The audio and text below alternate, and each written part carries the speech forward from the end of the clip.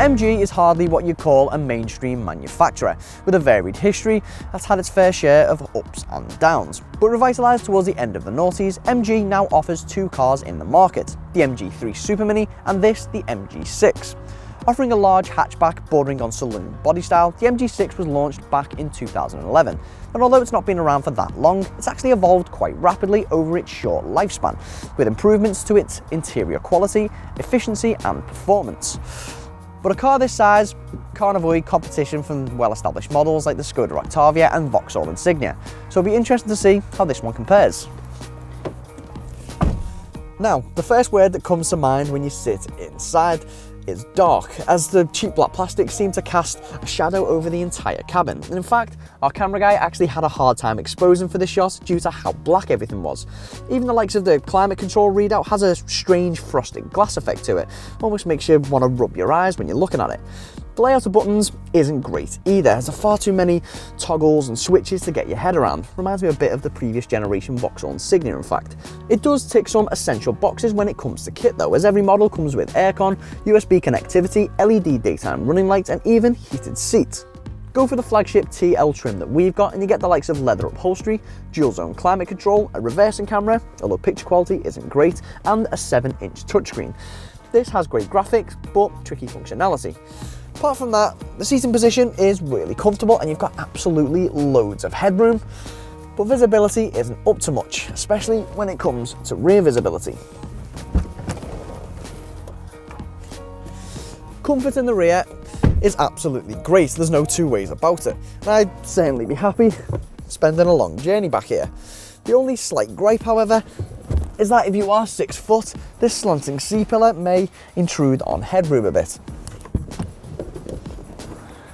Coming around to the boot, and there's just under 500 litres to play around with. Now that means it's much bigger than the likes of the Ford Focus or Volkswagen Golf, but it is slightly smaller than the Skoda Octavia.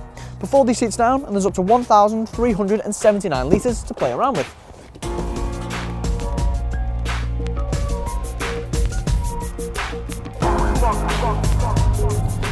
So let's start with the positives. The engine is a 1.9 litre turbo diesel producing 148 brake horsepower and sprinting from 0 to 60 miles per hour in just 8.4 seconds.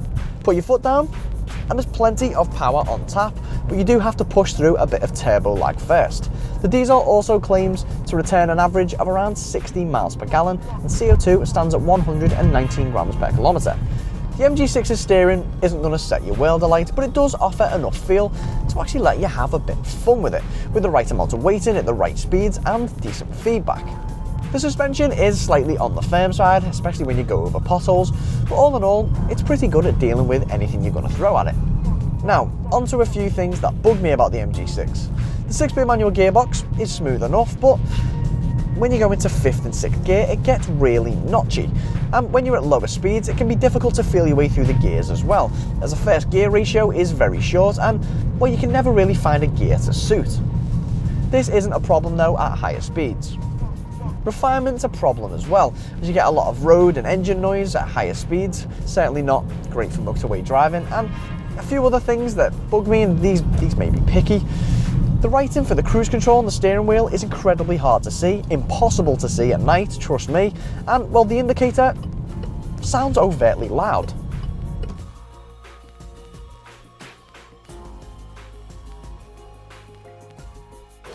At just under 14 grand, the MG6 is far cheaper than the starting price of the Insignia and Octavia, and in fact the most expensive model, which is this one, costs under 18 grand. The problem MG have got, however, is a lack of attention to detail, and nowadays that sells cars as there is so little between the competition. Sure, engine performance and handling may be quite impressive, but there's still a sense that the MG6 needs to grow a bit more before it's a true competitor to the mainstream market. But what do you think of the MG6? Let us know in the comments section below, and don't forget to subscribe to our YouTube channel. To research your next car and find great deals, visit carkeys.co.uk, and to watch more reviews, click one of the links on screen now.